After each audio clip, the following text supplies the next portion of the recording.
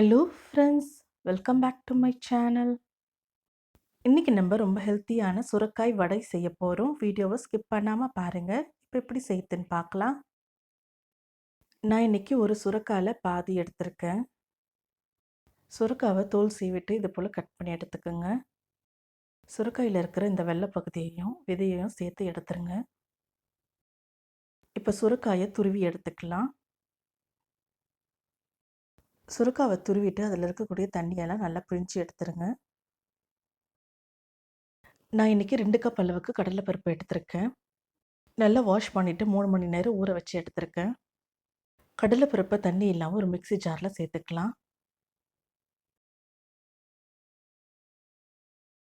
அரை ஸ்பூன் சோம்பு, தேவையான அளவு உப்பு, கொஞ்சம் பெருங்காயத்தூள் சேர்த்து கொரன்னு அரைச்சி எடுத்துக்கோங்க.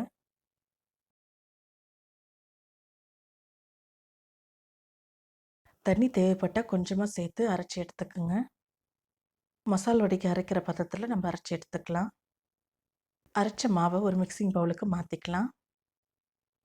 இப்போ பொடியாக நறுக்கின ஒரு வெங்காயம், கருவேப்பிலை, பச்சை மிளகாய், துருவுன சுரக்காய், 4-5 பல்லு பூண்டு இடித்து சேர்த்துக்குங்க. எல்லாம் ஒன்று சேர நல்லா கலந்து விட்டுறலாம்.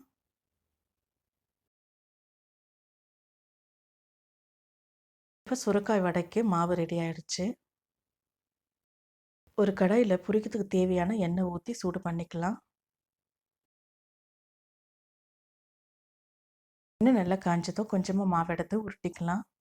இப்போ இந்த உருண்டையை வடை சைஸில் தட்டி எண்ணெயில் போட்டுக்கலாம். இதே போல் எல்லா வடையையும் தட்டி போட்டுக்கலாம்.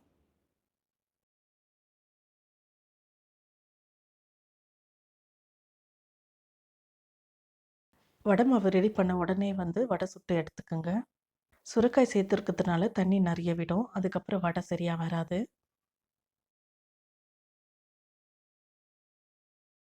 ஒரு பக்கம் நல்லா கோல்டன் ப்ரௌன் கலர் வந்ததும் இன்னொரு பக்கமாக திருப்பி போட்டுக்கலாம்.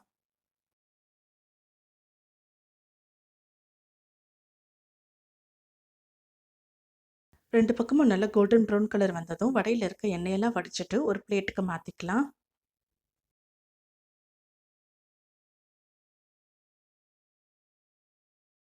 இதே போல் எல்லா வடையுமே சுட்டு எடுத்துக்கலாம். அவ்வளவுதான், ரொம்ப ஹெல்த்தியான சுரைக்காய் வடை ரெடி ஆயிடுச்சு. சூடான வடை கூட சட்னி வச்சு சர்வ் பண்ணுங்கள், ரொம்ப சூப்பராக இருக்கும்.